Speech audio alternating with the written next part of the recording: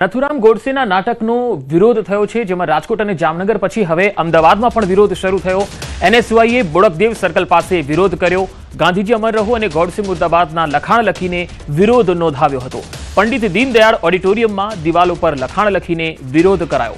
જાહેર દિવાલો પર ગોડસે વિરુદ્ધ લખાણો લખાયા અને એનએસયુઆઈએ આ આક્રમક વિરોધ કર્યો। ગોડસેના ફોટા પર કાળી સહી નાખીને વિરોધના પોસ્ટરો પણ લગાવ્યા હતા, કારણ કે અમદાવાદમાં પણ આ એક નાટક જે છે એ શરૂ થવા જઈ રહ્યું હતું, ભજવવાનું હતું। જો કે એ નાટક શરૂ થાય એ પહેલા જ અહીંયા વિરોધ શરૂ થઈ ગયો હતો। તો અમદાવાદના બોડકદેવમાં એનએસયુઆઈના કાર્યકર્તાઓ મોટી સંખ્યામાં આવ્યા અને આ નાટક શરૂ થાય તે પહેલા જ તેમણે આક્રમક વિરોધ કર્યો અને ગોડસે વિરુદ્ધ કેટલાક લખાણો પણ લખ્યા। ગાંધીજી અમર રહો અને ગોડસે મુર્દાબાદ એવા લખાણો પણ લખ્યા હતા અને આક્રમકતાથી વિરોધ નોંધાવ્યો હતો। આવા નાટકો ન થવા જોઈએ, ગોડસેને સમર્થન આપનારા આવા નાટકો ન થવા જોઈએ, એ માટે તેમણે પોતાનો વિરોધ પણ વ્યક્ત કર્યો હતો। ગોડસે વિરુદ્ધ લખાણ લખી એનએસયુઆઈએ આ આક્રમકતાથી વિરોધ નોંધાવ્યો હતો।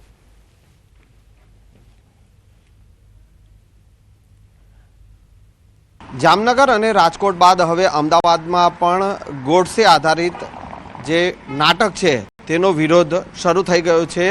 હાલ આપ જે જોઈ શકો છો કે અમદાવાદના બોડકદેવ વિસ્તારમાં આવેલા પંડિત દીનદયાળ હોલમાં એ ગોડસે આધારિત નાટકનું આયોજન થયું છે, પરંતુ એ નાટક ભજવાય તે પહેલાં ગોડસે આધારિત એ નાટકનો વિરોધ કરવામાં આવી રહ્યો છે। ગાંધીના ગુજરાતમાં ગોડસે જે ગાંધીનો હત્યારો છે અને તેનો વિરોધ કરવામાં આવી રહ્યો છે।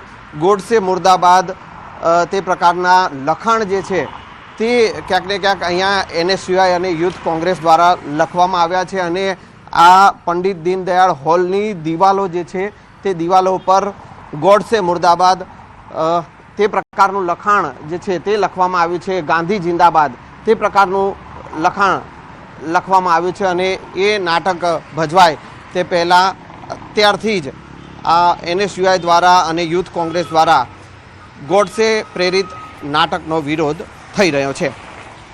કેમેરામેન પંકજ મકવાણા સાથે સંજય ટાંક, ન્યૂઝ 18 ગુજરાતી, અમદાવાદ। હવે આપણે ત્રણ અલગ અલગ તસવીરો બતાવી છે જ્યાં ગોડસેના નાટકનો વિરોધ થયો। સૌથી પહેલા રાજકોટમાં વિરોધ થયો, જેની તસવીરો તમે જોઈ શકો છો। ત્યાં પણ એનએસયુઆઈના કાર્યકર્તાઓએ વિરોધ નોંધાવ્યો હતો। બીજી તસવીર રાજકોટ બાદ જામનગરની છે, જ્યાં જામનગરમાં પણ આવું નાટક રજૂ થવાનું હતું એ પહેલા જ ત્યાં વિરોધ કરવા માટે કોંગ્રેસના કાર્યકર્તાઓ પહોંચી ગયા, જ્યાં કેટલાક કાર્યકર્તાઓને અટકાવવામાં આવ્યા હતા।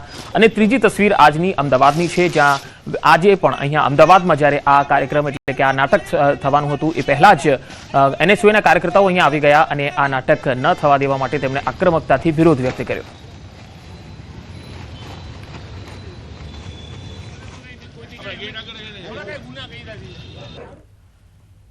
સુરતના ઉધનામાં ચેઇન સ્નેચિંગનો ગુનો ઉકેલાયો છે। ઘટના ગત 31 જાન્યુઆરીના રોજ બની। મોપેડ પર જતી મહિલાના ગળામાંથી મોપેડ ચાલકે ચેઇન સ્નેચિંગ કરી અને ફરાર થઈ ગયો। આખી ઘટના સીસીટીવીમાં કેદ થઈ। પોલીસે ચેઇન સ્નેચિંગ કરનાર આરોપી સાહિલ ઉર્ફે સાહુ શેખને ઝડપી પાડ્યો। 200થી વધુ સીસીટીવી ફૂટેજ તપાસી અને આરોપીની ધરપકડ કરાઈ। પોલીસે 2 લાખથી વધુનો મુદ્દામાલ પણ જપ્ત કર્યો।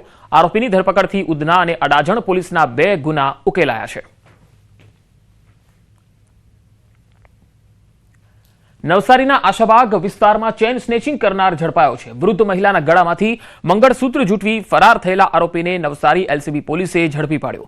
પોલીસે સીસીટીવી ફૂટેજ અને હ્યુમન ઇન્ટેલિજન્સના આધારે તપાસ આગળ વધારી આરોપીનું પગેરું શોધી કાઢ્યું। અંતે વિરાવળથી ભેસતખાડા રોડ પરથી ચેઇન સ્નેચરને ઝડપી લેવાયો। પોલીસ તપાસમાં આરોપી કબીલપોરનો દિલીપ રાવળ હોવાનું સામે આવ્યું। આરોપી પાસેથી પોલીસે સોનાની લગડી અને મોબાઈલ સહિત કુલ 1.38 લાખનો મુદ્દામાલ કબજે કર્યો।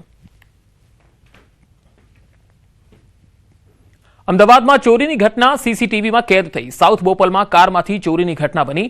2 અજાણ્યા જેટલા શખ્સો આવ્યા અને કારમાંથી બેગની ચોરી કરીને લઈ ગયા। આ તસવીરો જુઓ। ગણતરીની સેકન્ડોમાં જ કારના કાચ તોડ્યા અને ચોરી કરી ગયા। કારમાં રહેલી બેગમાં 2 લાખ રૂપિયા હોવાની ફરિયાદ પણ થઈ છે। બોપલ પોલીસે સીસીટીવીના આધારે તપાસ હાથ ધરી છે। તો અમદાવાદના બોપલનો આ બનાવ છે। અમદાવાદમાં ક્રાઇમ જે રીતે વધી રહ્યા છે અને ખાસ કરીને બોપલમાં ચેઇન સ્નેચિંગનો બનાવ ઘણા સમયથી આવા બનાવો ખૂબ વધી રહ્યા છે। 3 અલગ અલગ તસવીરોમાં તમે જોઈ શકો છો, જેમાં ચેઇન સ્નેચરો છે એ કેટલા બેફામ બન્યા છે। પહેલી તસવીર તમે જોઈ શકો છો, જ્યાં ચાલુ વાહને ચેઇન સ્નેચિંગ કરવામાં આવ્યું, મહિલાના ગળામાંથી ચેઇન લઈ જવામાં આવી, સુરતનો આ બનાવ। અને બીજી તસવીર નવસારીની છે, ત્યાં પણ ચેઇન સ્નેચિંગ થયું અને આખરે એ સ્નેચરને પકડી પાડવામાં આવ્યો। અને ત્રીજી તસવીર છે સાઉથ બોપલના બનાવની, જે અમદાવાદમાં બન્યો હતો। અને અહીંયા તમે જોઈ શકો છો કે સેકન્ડોમાં જ આ જે ચેઇન સ્નેચરો છે એ ખાસ ગાડીનો કાચ તોડે છે અને તેમાંથી બેગની ઉઠાંતરી કરી જાય છે।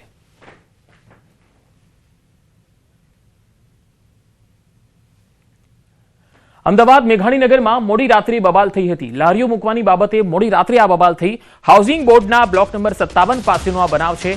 ગત મોડી રાત્રે આ બનાવ બન્યો, જેમાં ટોળાએ બોલાચાલી અને ઝઘડો કરી પથ્થરો ફેંક્યા હતા અને થોડી વાર માટે અહીંયા તંગદિલી સર્જાઈ ગઈ હતી।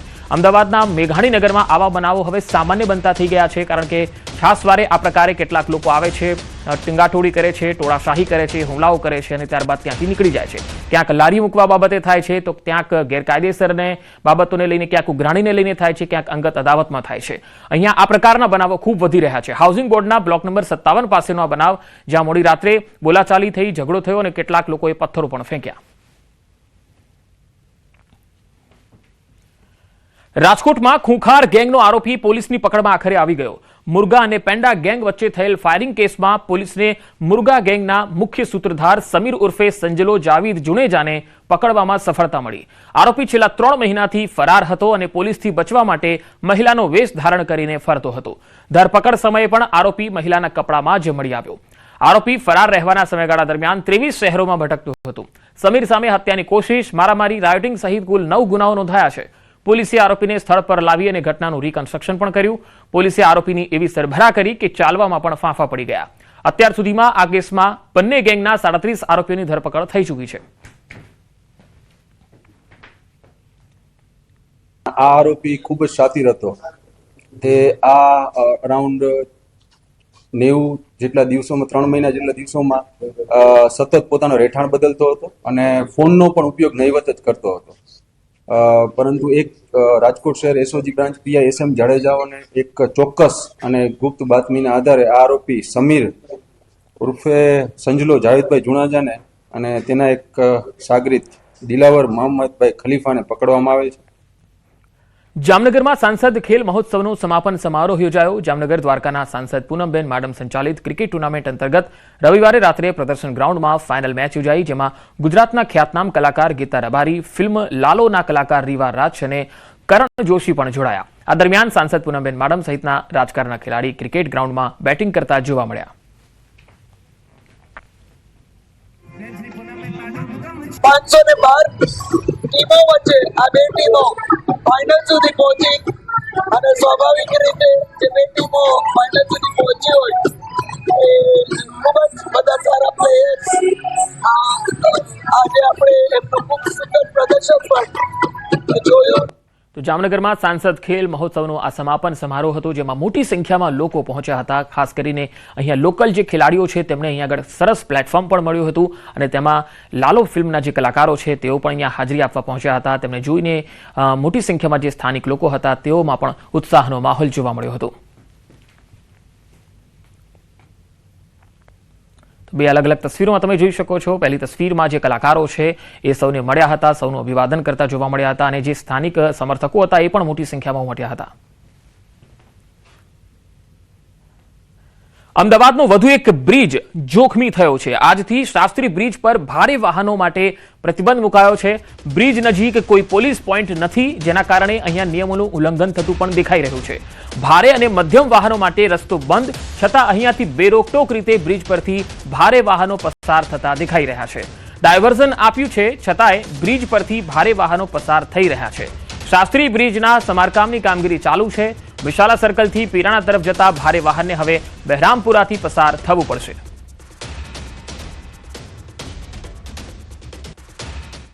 અમદાવાદના શાસ્ત્રી બ્રિજ પર આજથી ભારે વાહનો પર પ્રતિબંધ લગાવવામાં આવ્યો છે। અમદાવાદ પોલીસ કમિશનર દ્વારા એ જાહેરનામું બહાર પાડવામાં આવ્યું છે કે કોઈ પણ ભારે વાહનો જે છે તે પીરાણાથી વિશાલા તરફ જે બ્રિજનું રિપેરિંગ કામ થઈ રહ્યું છે ત્યારે એ પીરાણાથી વિશાલા તરફ જતા બ્રિજ પર કોઈ પણ ભારે વાહન પસાર થઈ શકશે નહીં, પરંતુ એ ક્યાંક ને ક્યાંક જાહેરનામું છે તેનો ભંગ થતો અત્યારે જોવા મળી રહ્યો છે।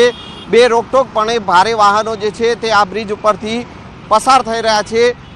જે પ્રકારનું પોલીસ કમિશનરનું જાહેરનામું છે પરંતુ તે નો ઉલ્લંઘન જે છે તે અહીંયા જોવા મળી રહ્યું છે. અહીંયા કોઈપણ પ્રકારના બેરિકેડ કે પછી કોઈપણ પ્રકારનો પોલીસનો પોઈન્ટ પણ રાખવામાં આવ્યો નથી, જેથી કરીને ભારે વાહનોને જે છે તે બ્રિજ ઉપરથી જતા રોકી શકાય. તેને લઈને અત્યારે જે જાહેરનામું જે બહાર પાડવામાં આવ્યું છે એનું ઉલ્લંઘન થઈ રહ્યું છે અને આ શાસ્ત્રી બ્રિજ ઉપર જે છે એ પિરાણાથી વિશાલા તરફના બ્રિજ ઉપર ભારે વાહનો પણ જે છે તે બે રોકટોકપણે પસાર થઈ રહ્યા છે. કેમેરામેન પંકજ મકવાણા સાથે સંજય ટાંક, ન્યૂઝ 18 ગુજરાતી, અમદાવાદ.